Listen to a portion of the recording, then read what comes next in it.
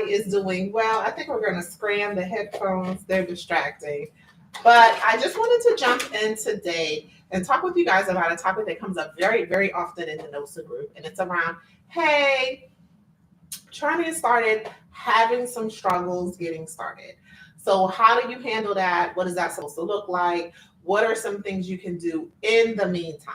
So, this specifically is for new NOSAs who are in the between time space. And what that looks like is maybe you have started the process, but you haven't obtained a contract, or you're having difficulty obtaining staff, and you're just not making enough traction. So this is for you guys. So here's a couple of answers, and I'll drop the video I did a couple of years ago around some other businesses, which is what we'll talk about today, that you can create to help create income for your business while you're kind of waiting to get insurance, maybe get a commercial space, while you might be waiting to get that client, get that right client, do a better look or outlook on your recruitment strategy to get the right types of employees. Or you may just be rebranding your business and you want to focus on a different demographic or a different specialty area. So this one's for you. So let's get started. First, as always, welcome back. Thanks for being a part of our community. We're glad to have you here.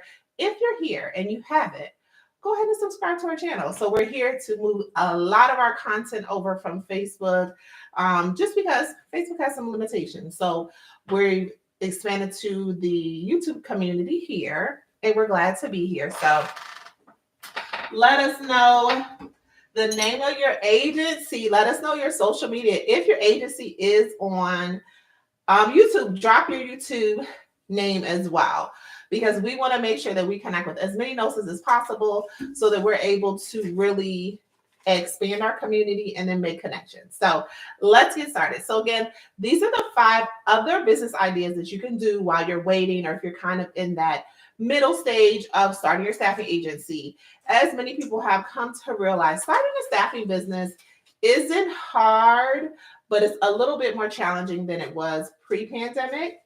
So some things you want to take into consideration is that. An example would be, you maybe could get your insurances, your professional general liability insurance, and your workers' comp in a 4 to 6 week time frame. But sometimes it may take months. It may include an application process. It might also include additional requirements, whether it be a resume from the owner, employee manual, a safety handbook for your particular agency. So in the meantime, here are a couple of things you can do. And I'll talk a little bit about it. And I've used these as things that I've done as myself as a business owner, as well as I've seen other members in the group do. 1, home health. So home health has been a big part of our industry. And even though we're not home health care agency owners, for the most part, many people have transitioned from that into healthcare staffing. So that's a great way, just because they have very clear guidelines. Home health is a good industry because you can work it as much or as little as you want to. You can do home health in the range of working with just a few clients, or you can work with a massive amount of clients. So there's a lot of flexibility there with home health. So that's one of the things. And they kind of have the same standardized process, which is a little bit different when you talk about healthcare staffing, where it's different in every state. So some staffing agencies may be able to be created in a couple of months. Some may take several months. So with home health care, from what I understand, it's not so much that the process is quicker, as much as it's, you fill out the application, you submit your policies and procedures, you have a physical address, a commercial space, you make sure that you have certain requirements. And it's also something that a lot of people have experience in. So I tell people, don't jump outside of your area. So you don't need to get into an industry that you're not sure about. There's so many other angles that you can take within your own industry. So home health. The next one is becoming a CNA teacher. So a lot of us, again, who started in or opened our doors or welcomed or became a part of healthcare staffing, first started out in a CNA schools or school teachers. I was a CNA school teacher several years ago. Many states offer programs that allow you to become a CNA teacher for free. And at some point, if you feel like it's a good fit for you, you can expand and become in a CNA school. But it's a great way to, one, get your feet wet, get kind of involved in the process of developing plans and, speaking in front of people, and some things that people will take a little bit of time to grow into. And then also, depending on how connected your relationship is with the owner, I'm sure there's other opportunities to attend networking events and recruitment fairs and things of that nature that'll make you more comfortable in those environments. And then, of course, CNA schools create an amazing pipeline for potential employees. The next one is CPR instructor. I as well did this. I was a CPR instructor probably first before I started becoming a CNA teacher. And the same thing applies. The process is pretty seamless. It has low cost startup costs involved with it. You take a class. You're usually connected to a site in your area where they kind of, help you manage everything, help you get going. And then from there, you can go out and reach out to clients. One, again, it helps you to get access to a good pool of candidates. This time you're talking nurses, pharmacists, phlebotomists, CNAs, doctors, all types of healthcare professionals that are required, firefighters, EMTs, paramedics, who are required to have that CPR, BLS, ACLS, PALS requirement to work. So that's a great opportunity as well. And then number 4 and 5 are going to be some more non-traditional things. These aren't things that I typically have seen any of the NOSAs be a part of, but it's something worth exploring. And that would be medical coding. So if you don't know what medical coding is, in our healthcare space, when we go in and we write notes and people come in and they have procedure codes and things like that, on the back end of that, they typically have a coder or a coder type person that connects a billing code to the reason that the individual was brought into the hospital or what their stay was about. So it could be an office visit, an emergency visit, a surgery, a follow-up visit, and the codes go on and on and on. And from there, that person enters in the codes and or verifies the codes, and then it gets sent off to be billed through the insurance company. So the insurance company could be Medicare, Medicaid, it could be private insurance like Blue Cross Blue Shield, Anthem, Cigna, Optum, all of those, United Healthcare, all those plans kind of mirror it up to make sure that it is what they say it is. And a lot of people do it as 1099s. So you can, one, work as an individual, like a 1099 employee contractor, which is very common in the medical coding space. And again, trying to get access to do it, you do have to get certifications. Most of the programs don't require any sort of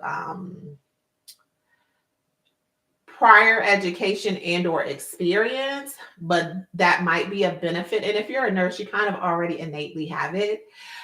So that's something to look into. And then also you may have to get that certification. So you will have to sit for, I think they have 4 or 5 different types of certification, depending on the school that you go through, but it's something that's totally doable.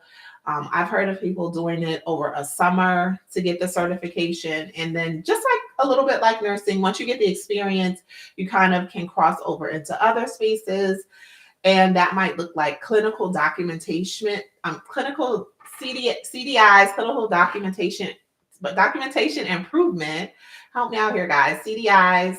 Also, it may look like quality health care management specialists who do chart reviews at the end of the year, where health insurance companies get graded 1 to 5. And this is kind of in our YouTube channel where I talk about looking up particular facilities, but healthcare companies also get graded on how well they're meeting specific requirements for their health plan. And an example of that would be, if I am a member of this health plan and I have diabetes, is my doctor, performing A1C? Are they doing GFR?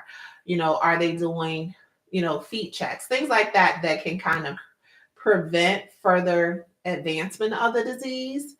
And it's kind of a requirement for that particular health plan to work with different types of patients. So if your doctor's doing it, thumbs up. they get a thumbs up. But if your doctor's not doing it, then they kind of create another pipeline that, has the healthcare insurance company, have nurses like yourself look into it from a provider standpoint of view to find out what's going on, kind of connect the dots.